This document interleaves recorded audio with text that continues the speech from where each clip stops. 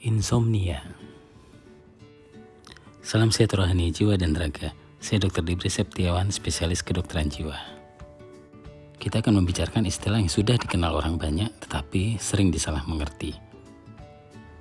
Kayak siapa ya? Yang jelas bukan saya. Saya nggak banyak yang kenal kok. Jadi, langsung mari kita mengerti tentang insomnia. Jadi, gangguan insomnia adalah gangguan tidur bangun. Keluhan utamanya adalah ketidakpuasan pada kualitas atau kuantitas dari tidur. Gejalanya untuk memudahkan, saya sebut rumus 3. 3 yang pertama adalah 1. Sulit memulai tidur. 2. Sulit mempertahankan tidur, yang ditandai dengan sering terbangun atau setelah terbangun sulit untuk tidur kembali. 3. Bangun lebih awal daripada biasanya dan sulit untuk tidur kembali. Jadi harus mengalami minimal 1 dari 3 gejala tersebut di atas. Rumus 3 yang kedua adalah ini harus dialami minimal 3 kali dalam 1 minggu. Rumus 3 yang ketiga adalah ini harus dialami minimal selama 3 bulan. Jadi rumus 3 adalah minimal ada 1 dari 3 gejala, dialami minimal 3 kali dalam 1 minggu, dan dialami minimal selama 3 bulan. Bagaimana kita tahu bahwa kualitas dan kuantitas tidur kita tidak memuaskan? Untuk memudahkan saya sebut 3 saat. Saat yang pertama adalah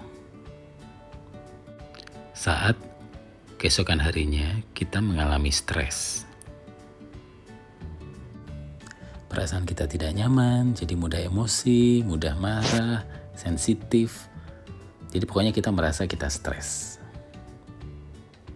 Saat yang kedua adalah saat kita mengalami hambatan dalam fungsi penting kita seperti fungsi menjalin relasi, fungsi untuk sekolah, fungsi untuk bekerja, dan fungsi-fungsi penting lainnya. Saat yang ketiga adalah saat kita kesulitan untuk tidur walaupun kesempatan untuk tidur sangat besar. Misalnya kita mengantuk dan lingkungannya sangat nyaman untuk tidur. Jadi kesulitan memulai tidur itu bukan karena kita ada tugas yang harus segera diselesaikan malam itu juga. Atau terbangun lebih pagi dari biasanya karena dibangunkan oleh istri yang minta jatah. Jatah belanja hari itu karena ingin belanja di pasar tradisional yang buka subuh. Jadi sudah jelas ya, ada rumus 3 dan ada 3 saat. Selanjutnya, mengapa harus ke dokter? Harus ke dokter karena ada 3 penting. Penting yang pertama dan yang paling penting adalah untuk memastikan apakah insomnia itu bukan karena penyakit fisik. Karena banyak penyakit fisik yang wujudnya adalah insomnia, seperti hipertiroid bisa menyebabkan orang kesulitan tidur. Penyakit autoimun yang menyebabkan gangguan pada saraf sehingga orang menjadi sulit tidur. Penyakit jantung sehingga orang pada posisi tidur tertentu menjadi sesak napas dan akhirnya terbangun. Penting yang kedua adalah untuk mengetahui apakah insomnia itu disebabkan oleh gangguan jiwa, misalnya depresi atau kecemasan. Karena kalau memang disebabkan oleh gangguan jiwa, maka yang diobati adalah gangguan jiwanya, beserta dengan insomnia-nya tersebut. Atau dapat juga disebabkan oleh gangguan tidur jenis lainnya yang munculnya mirip seperti insomnia, misalnya gangguan irama sirkadian. Penting yang ketiga adalah untuk mengetahui apakah insomnia itu bukan disebabkan oleh obat atau zat tertentu. Karena bisa saja orang-orang yang menjalani pengobatan tertentu, obat yang diminum tersebut dapat menyebabkan gejala seperti insomnia. Atau zat tertentu yang diminum oleh orang tersebut pada saat mengkonsumsi jamu atau herbal. Sebelum Anda ke dokter atau psikiater, pastikan dulu apakah insomnia itu bukan karena perubahan gaya hidup, atau itu merupakan variasi dari pola tidur Anda. Karena sebenarnya orang dapat tertidur dengan mudah dengan berbagai cara. Cara yang pertama adalah melalui mekanisme hormonal, yaitu ketika malam hari retina kita tidak menangkap sinar matahari sehingga mengeluarkan hormon melatonin yang menyebabkan kita mengantuk dan tertidur. Cara yang kedua adalah melalui sistem saraf, yaitu ketika tubuh kita lelah, maka sistem saraf simpatis kita fungsinya menjadi menurun sehingga badan kita menjadi rileks dan kita dapat mudah jatuh untuk tertidur.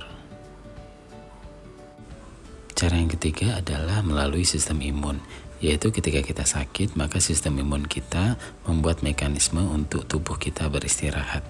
Ini dinamakan perilaku sakit, sehingga kita mengantuk dan tubuh kita menjadi cukup istirahat. Jadi sebenarnya ada banyak cara untuk kita jatuh tertidur, sehingga ketika kita mengalami insomnia, sebaiknya kita mengevaluasi dulu. Evaluasi yang pertama adalah variasi dari pola tidur yang normal. Misalnya kita mempunyai kebutuhan tidur 6-8 jam. Ternyata pada siang hari karena kita mendengarkan musik yang lembut sehingga kita menjadi rileks dan tertidur 1-2 jam, maka pada malam hari kebutuhan tidur kita menjadi berkurang sehingga kesannya kita sulit tidur padahal sebenarnya kebutuhan tidur kita pada hari itu sudah tercukupi. Variasi pola tidur normal yang lain adalah karena faktor usia. Misalnya pada orang yang usia di atas 60, maka akan sulit untuk mempertahankan tidur dalam waktu panjang. Dalam 4 jam mungkin akan terbangun, kemudian setelah beberapa waktu akan tertidur lagi. Tetapi ketika di total tetap terpenuhi antara 6-8 jam. Yang kedua adalah evaluasi pola hidup. Jadi bisa karena faktor pekerjaan, orang pola hidupnya berubah sehingga pola tidurnya juga berubah. Ini perlu diperhitungkan, termasuk juga pola konsumsi yang berubah. Misalnya mengkonsumsi kopi atau terlalu banyak teh atau makanan lain yang dapat mempengaruhi pola tidur. Ketika setelah dievaluasi Anda memang mengalami insomnia, Anda dapat berkonsultasi kepada dokter atau psikiater. Setelah diperiksa, akan dapat ditentukan penyebab dari insomnia Anda, sehingga kita dapat menentukan apakah memberikan obat atau farmakologis, tetapi dapat juga kita tidak memberikan obat atau non-farmakologis. Dapat juga merupakan kombinasi dari farmakologis dan non-farmakologis. Farmakologis atau obat sesuai dengan penyebabnya, apakah hormonal atau sistem saraf pusat. Sedangkan untuk non-farmakologis kita akan menentukan, bisa saja kita akan memberikan cara sleep hygiene atau tidur yang sehat, terapi kognitif perilaku, terapi relaksasi, terapi stimulus kontrol, terapi biofeedback, terapi restriksi tidur, terapi paradoxical intention, dan lain-lain. Demikian penjelasan singkat tentang insomnia. Semoga bermanfaat. Salam sehat rohani, jiwa dan raga. Terima kasih. Jangan lupa tetap disiplin dengan protokol kesehatan.